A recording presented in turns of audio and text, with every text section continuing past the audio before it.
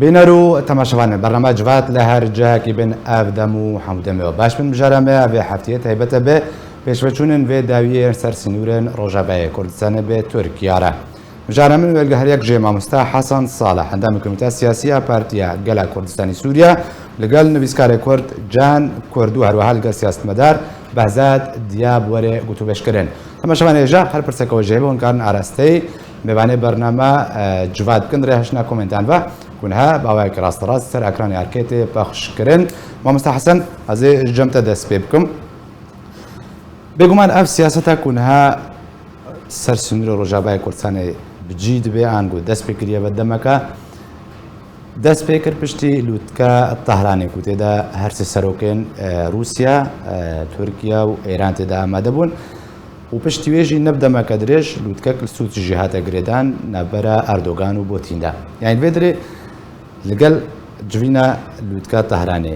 بنرينا تشتي دهاتي كرن دربار سوريا كو حموجي هر سياليجي يك نريمو لسر نهشنا تروري و روبروبونا تروري لسوريا يك پارچايا خاكا سوريا ل طهران و سوتشي چه دربار سوري دهاتي كرن كرمكم مستحسن بله از بيجم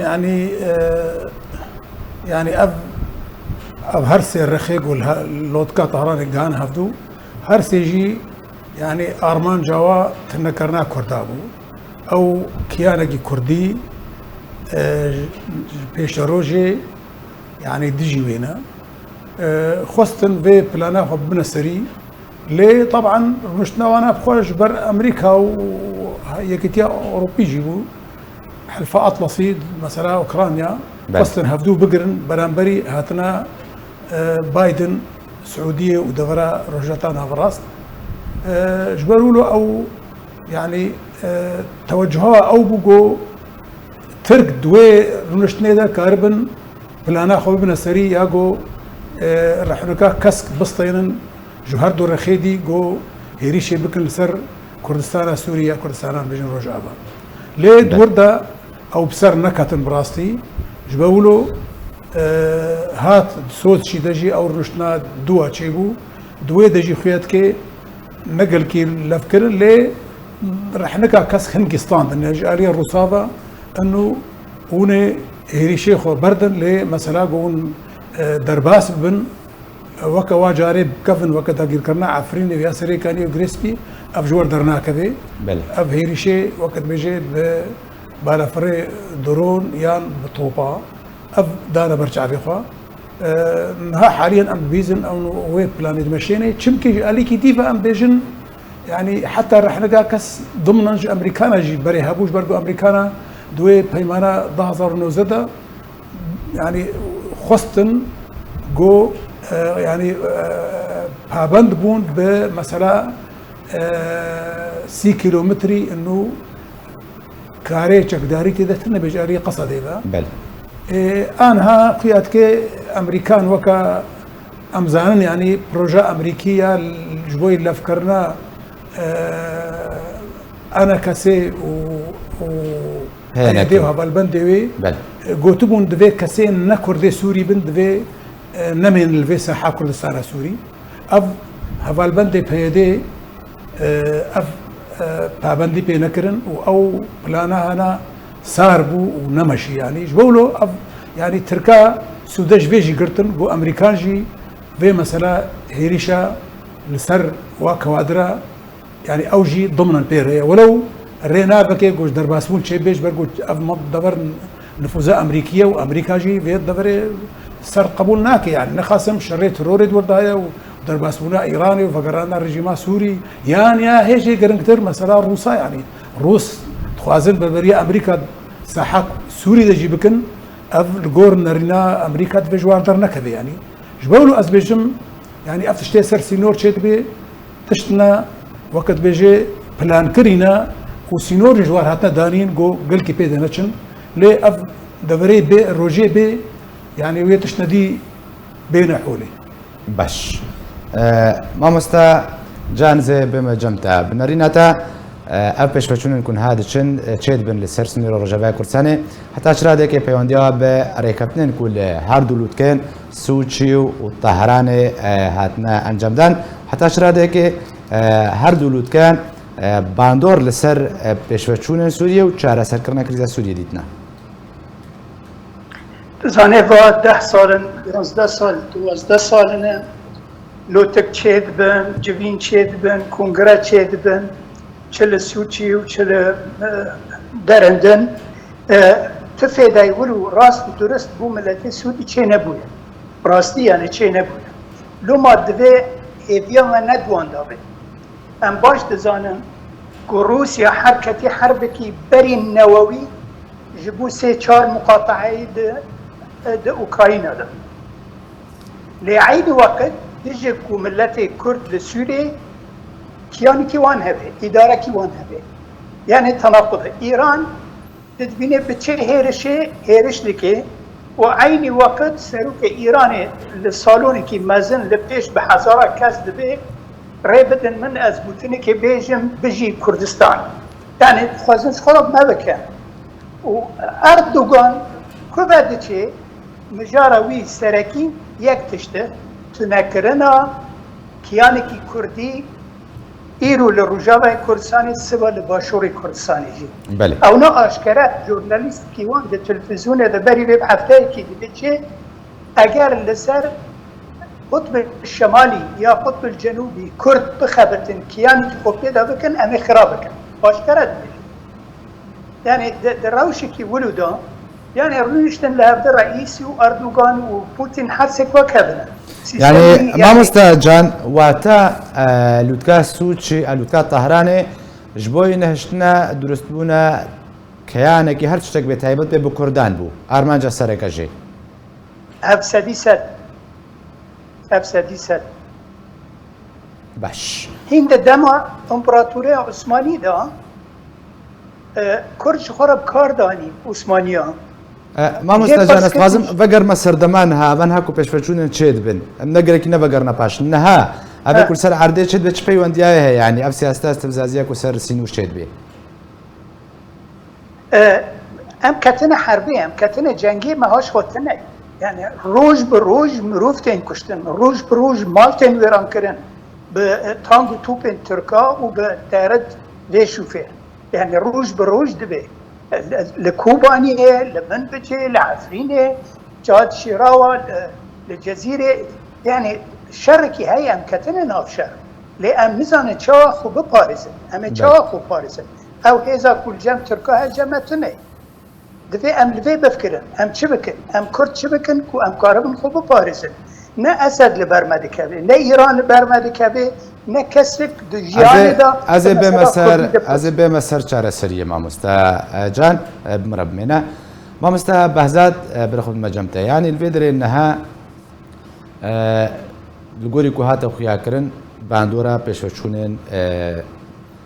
Sûriya bandora lûtkeyên Tehran û Sûçî çabû li ser Sûriyê ev siyaseta ku niha têkirin ji aliyê qesede û peyede ve li ser Sinûrê bêguman piştî wa lûtkeyan ev siyaset gur bû dest pê kir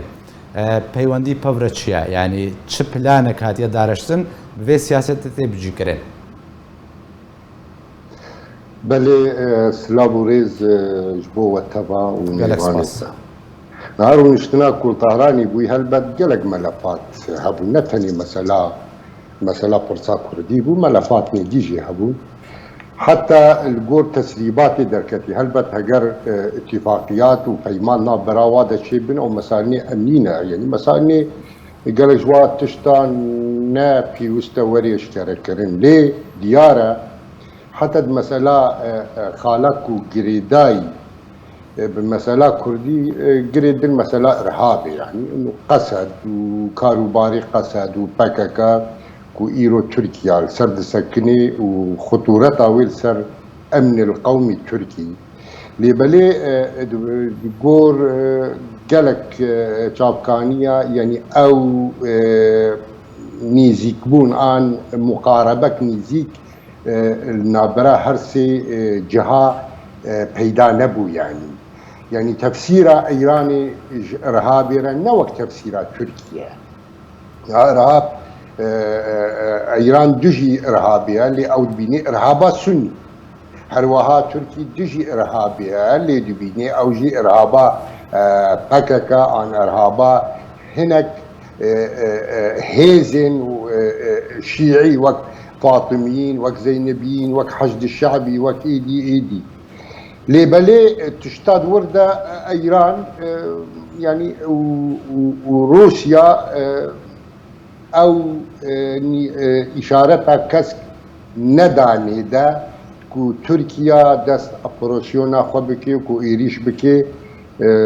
6 كيلو متر كبد عرضي مناطقي كردي دا بله الآلية دي يعني مسألة سوتشي أوجي هناكي جريداي بجبر إيران جي وروسيا جي حتى راداكي ضغط التركي تكرن كوني زيكبونك إنه مسألة تخطورات بينك وقصد خطورات سرتا باشا رين هنا شار سركرين هنا كو أب مطرسين تاكو هناكي دور ببي كو تنزيكي ريجيما سوري ببي يعني تو ريجيمي هو نيزيكي هببن ريجيم جي دخوازي أما مسألة عربي وتجي دخوازي يعني قواسم مشترك نابرا ودهنا أما مسألة سوتشي رونشتنا هردو كاجي تكميلة بجويرة اللي قالوا تديج بوفي مسألة تصريحات اندر كتم وزير خارجي شاوش أغلو التصريحات دا يقولوا مسألة إنه ام دخوازن مخالفة سوري وريجيما سوري نزيكي هبن ليه نايوي معناكو انه حقيقة انه فعلا تطبيعي شيء يعني مسائل انقلك عوامل دانا معقد ناهي لنكو ايرو مسألة تركي وريجيم بقناها قالك ناكوكي هنا قالك خلافات هنا دانوستاندني امني دانوستاندني استخباراتي هنا جار بجار تفاهمات هنا حتى نابرا ريجيمي ونابرا تركي دا نابرا تركي ونابرا ايران دا نابرا تركي وروسيا دا نابرا روسيا وامريكا يعني استراتيجيات وادن شيء وكي تفاهمات هي السرعر دا سوري يعني حتى بريدمكي ندور يعني او قنوات استخباراتي يعني دانوستاندني امني واستخباراتي نابرا تركيا وريجيم سوري دا خلاص نبونا قط نبونا محتاجه هبن يعني بريدمكي غورجرك شابكانيا كادركي مزن ايبكك دلازقيه دب اري كاريا ريجيمي اري كاريا ريجيمي دلازقيه دا اختطاف كرن برد بحث هي نهار يكرن او ريجيم بيريا سبب جبر هي مصالح برجواندية ريجيما سوري هي بتركيا رهنا يعني تو هنا بنيري دواري آبوريدا سجلات تجارية بنيري وقت مسألة آبوريكو إيرو سوري محتاجة تركي بالبونك وعلاقاته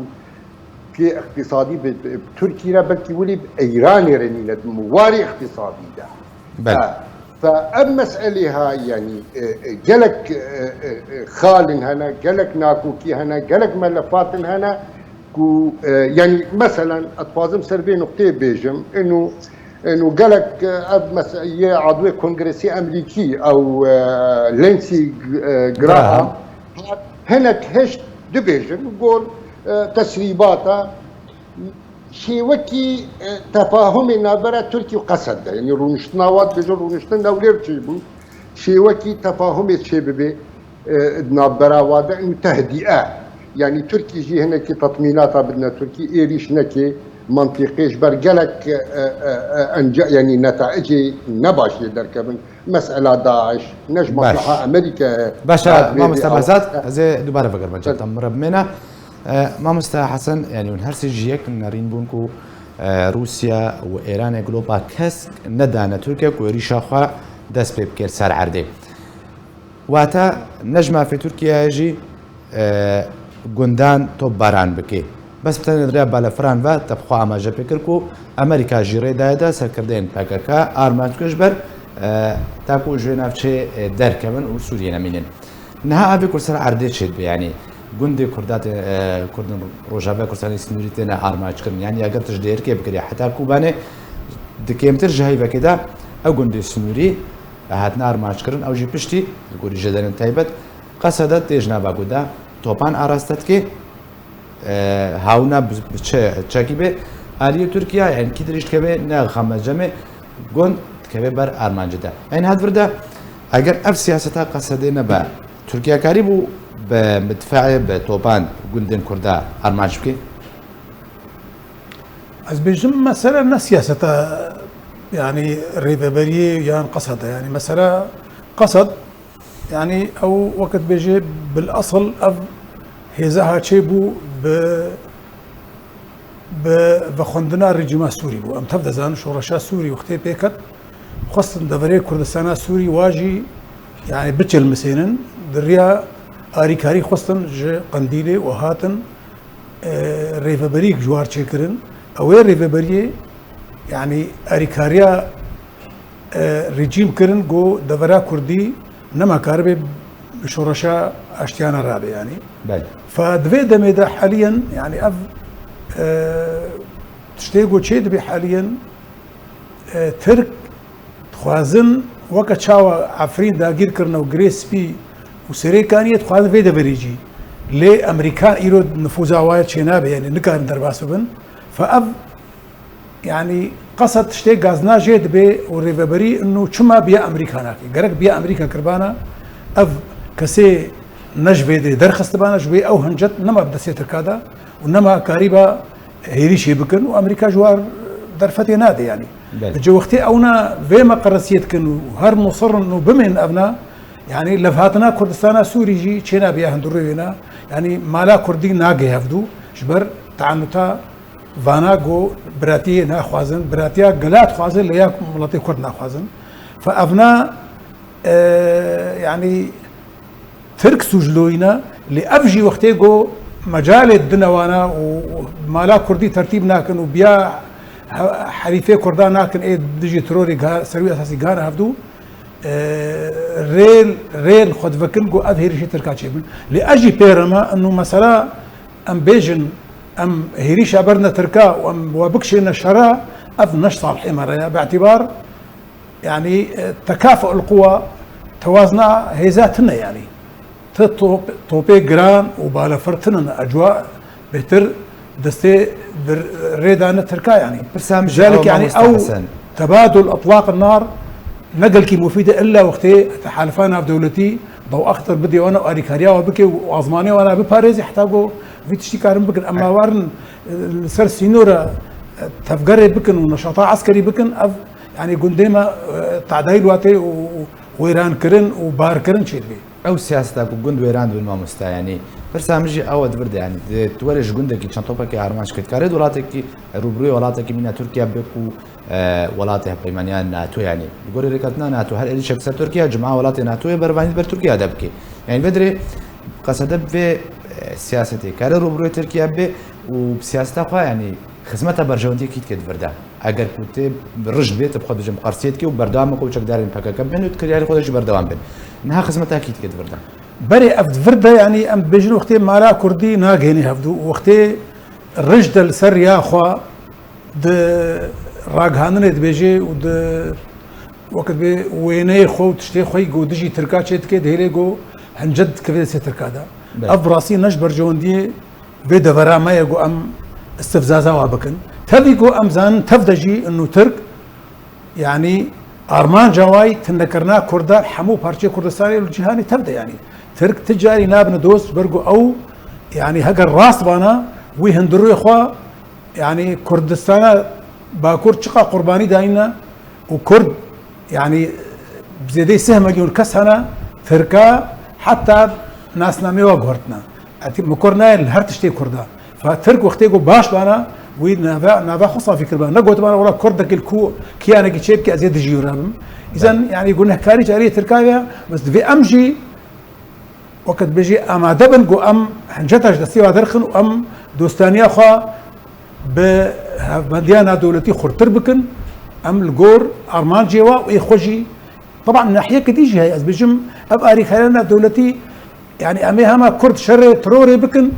بدون مقابل بيجو ام تشكي برامبري تشكي جوانا خوازن يعني قالك دائما ام بيجن قضيه كرديه هي ملتي كرد سر خاقا خويا تيكوش بركرن تيتنا كرن يعني شما ونديناكن يعني باش ما مستحسن ما مستجانت خازمت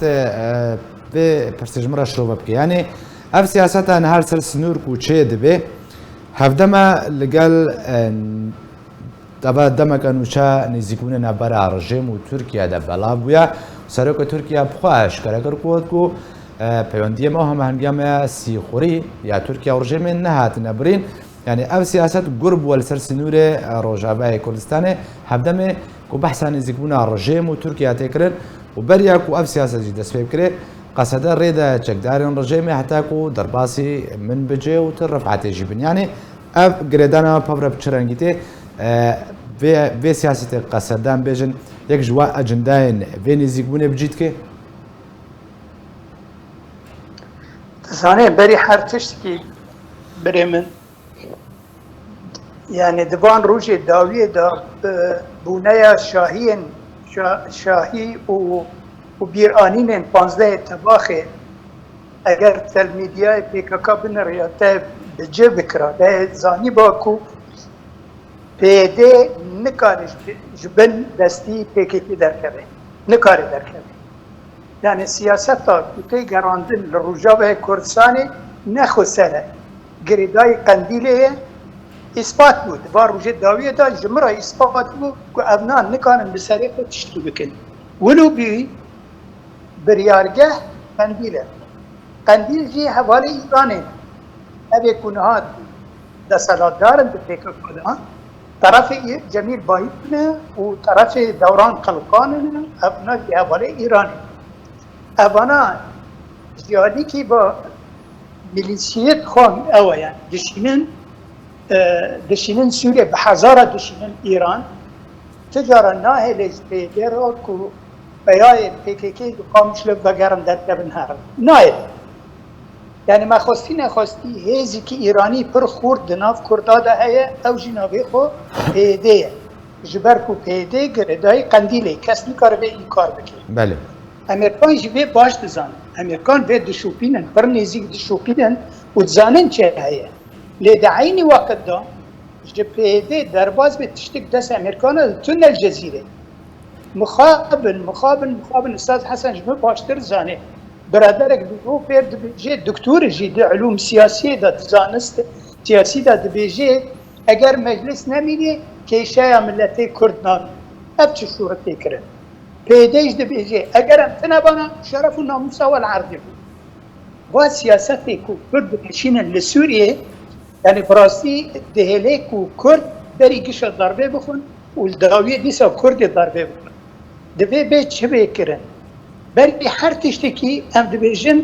باقش كرن ودرس كرنا مالا كردي بچرنگيه ببي باشا ما مستجان بيدر يعني بريكم بچنا برسا نا مالا كردي شاوريك كبي يعني بردا نها اف سياستك وسرس نور بريت بجيكرن كو هفدا مالقرنا زيكونا الرجيم وتركيا يعني اف سياسة يك جوا اجندا بجيتك يعني كبي خدمتها وين زيكونا روسيا وعبورة تركيا والرجيم دا تاكو رجيم بالتمامي بقر السنور بخو يعني نا اسد سري خويا ونجي كرد سري خونا اسد روسيا بقري داي روسيا جي بخواتي اكو سيستم اسد جارك دي خورت بده ودستي قدينه سر هرمت كردي جي بيد فاز لترك نوخزن هرم كردي هذا بلا اسد هذا بلا لشكري اسد بلا عسيبن بلا استخبارات سوري بي لان نادي كردات نبي ارمان تركيا يك في مرحله ده كردا بشكنينه ودستي خود دريج بترول الجزيره كي جبركم حاجته و بترول حاجته غازيه اب ارمانجا ابوري لجم تركا لقال ارمانجا تنكرنا اداره كرديه بخابن اما كردي ام زعم شما اما قلت بلا عسكري سوري بي وقت ما مستحسن قلت بمقابل اباجل وسبب سري حدود تركيا واللشكري السوري هبه وحزب الله هبه وميليشيات عراقيه هبن وافغانستان هبن بنادي حكومه سوريا كنا حكومه سوريا اتفاقات نوبري ايران وروسيا ده الدزي كودبي حرم باكور سوريا تكبر بالدست اسد جي بس هيكلك تنهي زوي تنهي من كرد و فرد باشا مامۆستا جان دووبارە بەگەڕمەجەمتا مامۆستا بەهزات یان وێدێ پرسێک تێکردن ڤیدیۆکەکە ئالدارخەیل هەیە هەرچەندە کەڤنە دبێژێ مە پێشنیارکردە و تورکیا ji bajaran heta bajaran kontrol bike derbas be rêkevtina adana bicî bike yani evê ku niha çê dibe ser erdê ku navçeyên Snûriyên Rojavayê Kurdistanê her heman pêşniyara tê bicîkirin نها بري از برسبا بي فرصات بدم به البرد كو من فرصة ولدا يعني از قام بله تشتكي از بيشم وبي او نبو بجريدايا بضوان مسالي هذا بله يكون نشتناوا الطهراني وانجامني كو نقانت انجاما ويا سوتشي ونشتناوا واب مساليها تركيا إشارة كسك ندانة تركيا كو تركيا دست هجومي في ويريش كي وك أو تخازي 6 كيلومتر أو دعرضي مناطق كردي ده ليه بلي ديارة يعني إشارة كسداني بشيواني دي بشيواني كو با بلافريكو إيريش كي وتصفيات يو كشتني كي أبها تشتها هشت كو حوالين بيادي وقسد وبككة بكبن طرسكا مزنده يعني وكب عربي قلتي حالة الرعب والهلع بله برس بردتي باشا يعني وبشتيها يعني بيرا رونشتنا بي يه كونغرسي امريكي بوارا رونشتي الجور مقوت وكم منها برين هو مقوت دي ساعة دوبارتكم انه تطمينات انه تهدئة وضع وري كريم وتطمينات بدن تركيا ليه باشا اب ما ترسيناها واب ترساها وتصفيات وكشتن وكوادري وشو ام اوجي مسألة ديت شما كوادري نسقي ددوي في سيتنا تصفية كرن شما ايه كم ايه نسقي عولنا ايه تصفية كرن ما انا اوجي زانن جهوا او بابتك ديا او تشكي ديا ليه بيدا قسد فكك كتب ترسكا مزنده انه با تركيا يريش بكي ودانا خوياك يعني اب نها قوتنا نها يا تكرم كلي تقوتي الدار اب قوتيا انه مسألة باجارة نيزيك نبن ليش باجارة حتى قلدا بكمني ده او تمشكلني او ترصاوا الشهاد تركيا يريش بكي باشا يعني السيستم السياسي ده العلم السياسي ده جواتي خوستن اوجي وضع تهدئة بكن باشا شما يريش كرن طوب وتوثيق يعني هبالي قصة توثيق وقال هبالي ما كشتا من في قامتكن طوبا وفي شكا دبردن آلية تركيا استفزاز بكن سببها بيتشيا نها اتبردا قالك تشتهنا يعني هناك دي بيجن اب روسيا يا بيتكي ناخوازي او تفاهمات تشيبوين نابرا قسد وامريكا وتركيا ده كوهرن سليم نج مصلحه ويا جبو فيك بجن نظام هنا كانت بجن نظام اب في شكا طابجي آلي دي نقصدا ليه باوريا مدى نا يعني كيبي قصد بلا بيان درخي قصد بجن نأز اجبي مسألة علاقتين مبينينا جبر امزان قصد نقريدا يعني بقنديل با وقت برادرها حموا واجبو قنديل يعني اشارتك جديده انه مساله قصد ما بقريدا نممكن قصد كاربي ان بيدا قابتي بابجي بما اب كاروباري ده جارة ما قلت يا ودي سام ديفيجن اب كاروباري وإيرو قصد دكيان بيدت كي قالك برادرها وكرك هوالا وهناك مراهنة كرين وسر أساسي إنه مالا كردي وقصد وبيدا ومجلسي بقه هاب ويسر خالنا اتفاق بكن إيه مباوريا مروجا روجدا نممكن أجبر بكك باب كارتيني بكك ندستي خدا بكك وظيفتك ويها بكك ديجي آزادية ملتي كردة ديجي هينا ملتي كردة لي جار بجار ام خوشي كابن ناكو كيادا جانا يبيجن انه PKK PYD قصد ne idare Kurdiye. و تا علاقتي كرديتينية و ساده ماكو ملتي ما كوجبرت بي و ساده ماكو تركيا إيريشتي عالي دي بيجر تركيا قبول ناكي إدارة كردي منطقي دا تشيبي إبراهيم تبخو متناقضي تبرا تتبيجي إدارة نا كردي إدارة ديجي كردايتية وتتبيجي تركي ديجي هماوي كاكو از ندفاع تركي لأولويات التركي باورك قصد أولويات سيناء كم بله أولويات كم باش استراتيجيات تركي إيرو مسألة شيء مسألة بالا جاي يعني مطرسيناوي بمليون دي ساكوش برنب عاد الدوي جموي أولوية وياد الدوي مسألة بقراندنا بالا جاي تطبيع شيء تشوية شيء حل شيء وابجريني جبر أما مسألة قال تأثير وضعي داخلي تركي كان اقتصاد كان معارضة خورتي أساسي مسألة قصدها يعني دفي أم بخوا أبيكو أم دشوبين وسياستي يعني هنا مسألة يعني أم سربسك من يعني إيرو مادام بيدا إدارة كردية إدارة كردية باش. يفترض منطقيا تركيا كي تخش بي أب كردا أب مشروع محمد طلب هلال بيكتيني باشا ما بهزاد دوباره بقر ما جمتها مربمنا ما حسن يعني بدري الروش في أوايها آلوزا أب سياستها بردوامة أرمان جوخا بجيد كان يعني بأشكره بزلالي قصده بيده يعني خد بجن ريبريا من كردية ريبريا روجالاتي باكوري سوريا اگر روش بیاویها بردوام يعني قلب كومنت هاتنا بجن روش برف چه اقارکی بچ يعني كومنتات چند برادرك يا تماشبانه كيس خوازم حموا بكم يك كومنت يك برسيار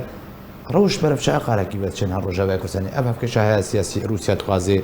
رژیم وگره رژیم و ترکیه ولی من نزدیک بن قصد بهانه دو ترکیه درست که نمال کردی نلوا ترکیه گنده دستنوری تو برند که نه وقت کرد روجاوای کردستانی نافچین سنوری پیش روجا چیه؟ براستي دمك قال لك هستيارة وقران السر قال ما كرد يعني مخابن او سياستا هندر يا ريف بريا بيدي وهبالبندي وياغو مشان السر قال ما قال لك اصلا جي كرنا بيدفي روجانا ناحيه آرامية او بردوام كرنا رفاندلو قرتني وبشيء قران تابعنا سر كسي مايل كردستان سوري اب سياستها هش تقول بهتر ملات دوري وابكب حتى هندوريو هذا بخوا عاجزي تشيبو انه اف سياسه وما بكودر يعني واختيون بين فريفا بريكن ام تخازن في دبري بباريزن ون اراميا انا باريزن وجيانا انا باريزن وخشيا انا باريزن دهل قلنا شاربن يعني بريخو بدنا بازاني فاف براستي تشتيقو يعني مطرسين مظن لسر بيش روجا ملاتي ما تشيبن تبيولوجي اسكارن بيجم جو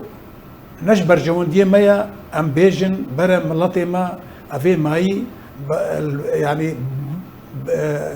برافي رفاندن نشار سريا ام برجع في ماي تشاوا جمهوريه مهابات شو بشتي تولوا برخداري ديسم قضيه كردستان رولات ما كردستان باشور رحمتي برزاني شورشا ايلولي بشتشورشا جولاني برخدان بشتي جو قال لك تعمل زحمتيات فيتها لي مرحله صدام حسين اي خوين مج انفال ومرحله قركرنا برزانيه ملاتي كرد يعني بساغتي تخص توافا شيري وكردات نبكي تالي خفكا كويت كتب شاويده وملاتي كرد ساكت جاردي فامجي يعني اب ويران كرنا هنا اب بلاني جو لوتكا طهراني دانينا وبايديجي وقت بجد هيري اف طهرنا سري في السياسه اخوي خراب يعني جمتي خوستن ام فشاري بكن ام برخداني بكن ام بهيرن جو جفاتا هبديانا في دولتي يعني وقت بين خوفقري اف قنجيجو كردا بواكرن شرباني كردا وش بيشمرقي كردا او وقت بجير ترور جوارا بيسكرن داعش سكنان قرباني دارين ام فشاري بكن فيها بنادى دولتي جو بكيري كردا ورن يعني شو ما بيجن والله امي هيلوغو دفرا كردا بآرامي سوا كردستان عراقي بي او يا سوري بي امي ولبن امي بنقهكا اوبوزيسيوني التي دفري تشيركن وختي تي سر بسر بيدنگ من مرحله بايدن يعني ما مستا يعني فردا بيستا اما جبت شكل ولا يكرن يعني ترامب اشكره جو سلوكي بري امريكا جي بتاريخها كاركريا قصد الشر كريا وشر داعش جمهور يعني نا امريكا باشكرش تلبجه طريقه سياسيين برا مدنيين يعني تي بچرنگي رنگي درست كرنا في الشارع استواز مزان يعني بيوسش توغرا كردي چبكي چتي خاصنا حتى كو بكار في الشارع كسر علي ناف دولتي درست كيكو بهوارا كردان بهر طبعا ازبيجم يعني دفردا انجمان الاجتماعي كردي بشكي سركايا الجيهي في كردا يعني وش بيشي بيجي كردا باش قريا كري اللي مخابن رولاوي سار بواش برغو او كيري مناطق خناهاتن او جهيغو او تيدا وقت بيجي سودجي نقرتن السار قضيه خو قالكي نغيدين حتى جو هات نخويا كرنجو او اي قلسن يعني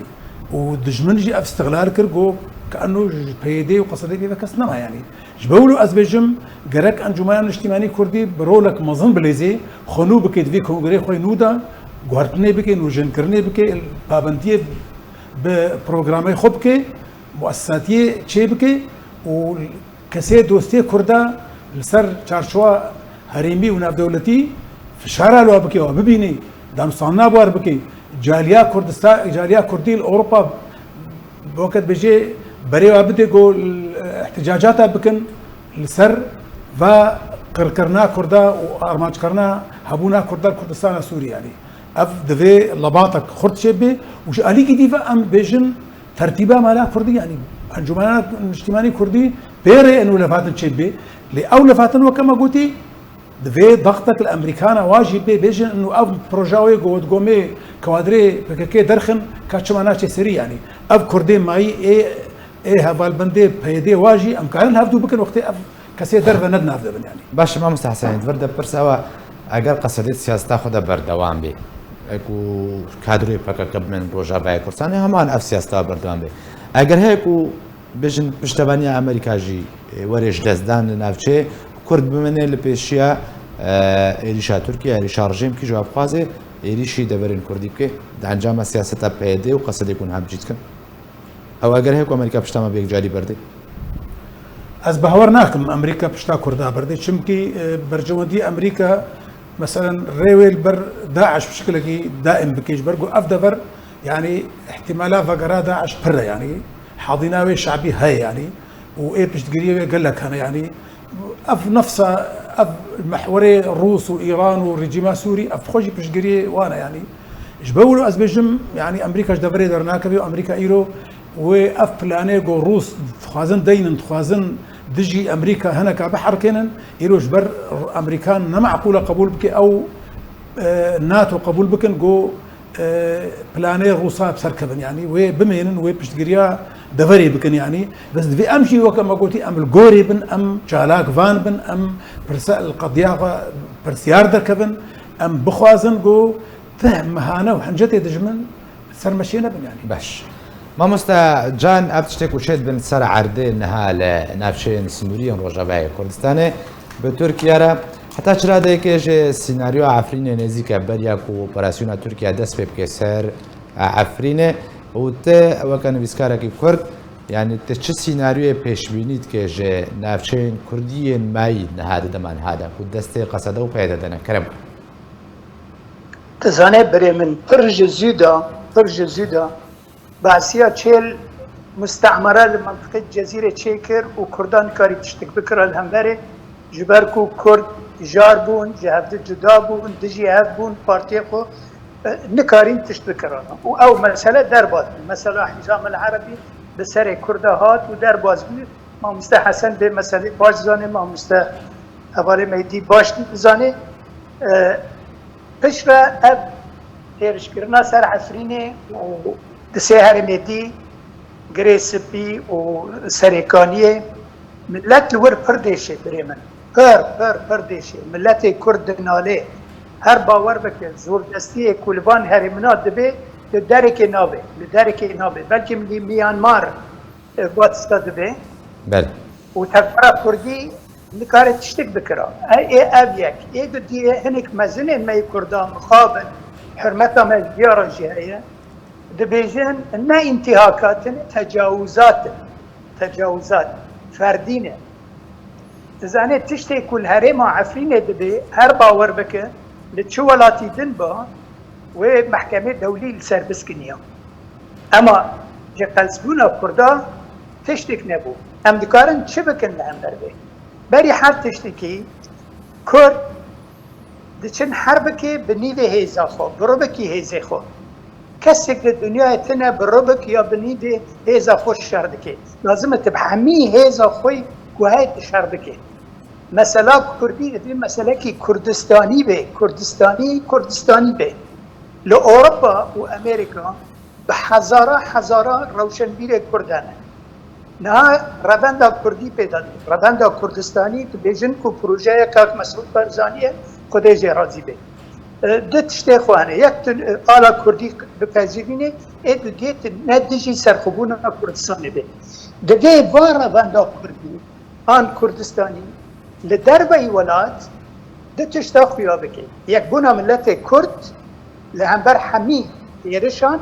و بتایبت هیرشن کو ایرو دبن یه دیه کمکرنا دوستان و خستنا وان ناف خباته و کو هر زورداری سر ملت ما دوان هرمنا دکیم به هر باور بکه برمن هر باور بکه اگر ام دبی کوچ بریدا ام نلبن یک دست نبن باشه مامۆستا جان مامۆستا بەهزات چ پێش بینیت کە بە بەردەوامبوونا vê سیاسەتە و نەها هەیە ڕۆژاوای کوردستانê و حتا چرا دەیکەین بێژن قەسەدە بێ سیاسەتê سڤیلان وەکە مارتال تێنێ بکار تێنێ وەکە مەرتال گوندن سنوورێن ڕۆژاوای کوردستانê خستیە قادا شەڕێ خوا بە تورکیاە قەسەد یان پەکەکەیە يعني بيدا وقصد وحبو استم بيجم فكك وضع وروش فين كبير زاني كو اداتك وناكو كي منطقي ده هريمي ده هنا واب قوي فاعل قوي مؤثر حمو محتاجه وينا ايران محتاجه ويا تركيا محتاجه ويا حتى تركيا محتاجه فكك ايران محتاجه ويا روسيا محتاجه ويا دي مسألة استغلال كي وبردوام دكي سياساتي خوا يعني مسألة أمريكا بلا باشا بزان من إيرو أمريكا تعاملي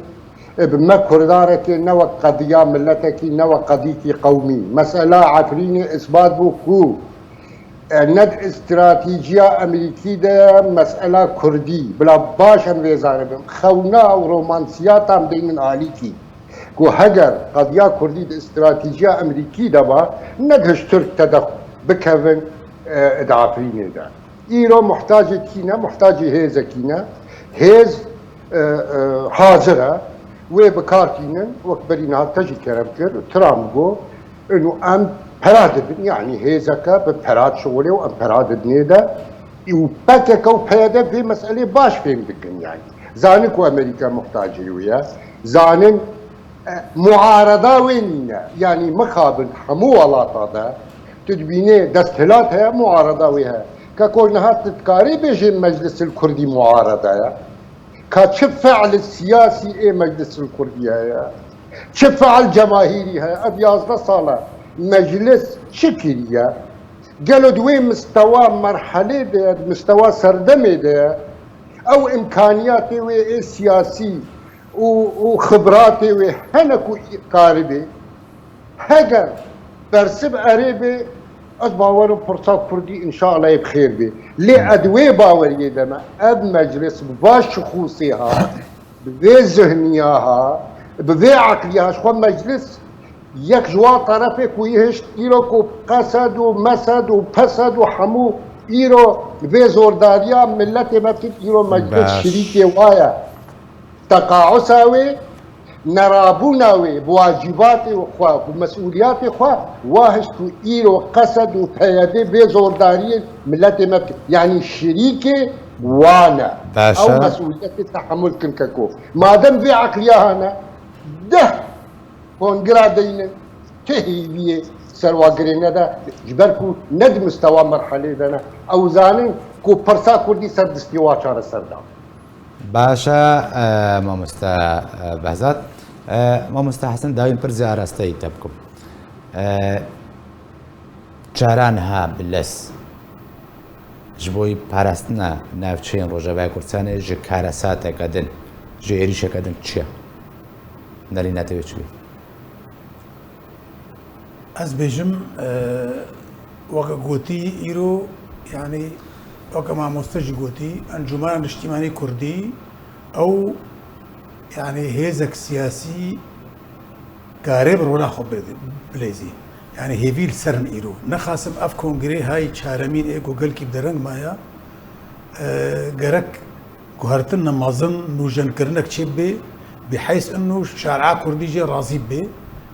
جو بلفانيك باش دلو جان دبر قضيه خد بكي وكسنا وقت بيجي الجور هيفي من لط باقجي كار بكن نكس نهنك بيجن والله ابو مؤسسك دستين مدى هم وقت بيجي نظامك ملكي جو على طول بمينن اف غلط قلقي شاشتيا اف معنوياتها سهرتك يعني اف دمير روجي نزيك بين قرك كونغري مجلس الدار كبي وبرنجك نو ومعنوياتنا نو جور هيجي ملط مش حتى جو شارع كل دستي وهنشي ورايا قشتيجي يا ناف دولتي ويبي بواره واختيار راس تغلبي كارفك جالك سباس بما مستوى حسن صالح اندامي كوميتي السياسيه بارتيا جالك كردستاني سوريا سباس بوي نفيسكار جان كردكم ربو سباس بوي سياسه مدار بهزا دياب كوب مرابون تماشا بانيجا سباس بوجي كو تماشا باني بابون جاليم بجي هر شادو بختوات